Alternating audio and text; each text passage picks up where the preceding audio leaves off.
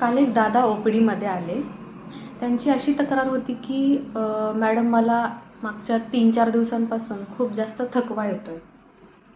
खूप झोपावंसं वाटतंय, काही काम करण्याचं मन होत नाही आहे, खूप थकल्यासारखं वाटतंय. मला असं वाटतंय की माझं B12 आणि D3 कमी झालं आहे विटॅमिन्स.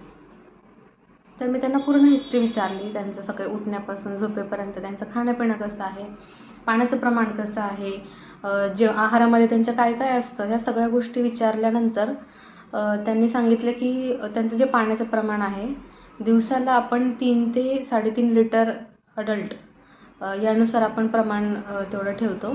परंतु ह्यांचं पाण्याचं प्रमाण फक्त 1 लिटरच होतं, त्याहीपेक्षा कमी. ते म्हटले की मला खूपच तहान लागली तर मी 1-2च घोट पितो, त्याच्यावरती पाणी पित नाही. पण तरी पण आपण विटॅमिन्सच्या टेस्ट करून बघूयात. तर म्हटलं ठीक आहे, चालेल, आपण करूयात. सो हिमोग्लोबिन, B12, D3 सगळ्या विटॅमिन्सच्या सर्व टेस्ट करून झाल्या. सर्व टेस्ट नॉर्मल होत्या, त्याच्यामध्ये वेगळं असं काही आलं नाही.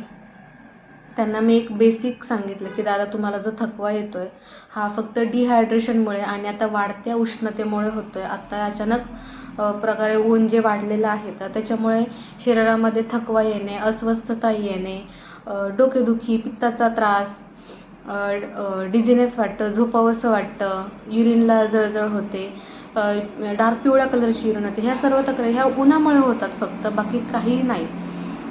सो मग त्यांना आपण काही बेसिक मेडिसिन देऊन त्यांना घरी पाठवलं. काल ते पुन्हा माझ्याकडे आले आणि म्हणाले की मॅडम आता तुम्ही सांगितल्यापासून मी पाण्याचं प्रमाण वाढवलेलं आहे.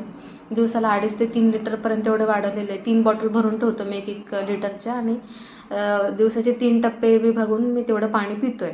तर मला आता फ्रेश वाटतंय. मला आता असं गोळी घेण्याची सुद्धा गरज वाटत नाही आहे, फ्रेश वाटते. आणि जेव्हापासून पाण्याचं प्रमाण वाढवलं आहे तेव्हापासून मला थकवा कमी झाला आहे, फ्रेशनेस खूप जास्त जाणवतो आहे.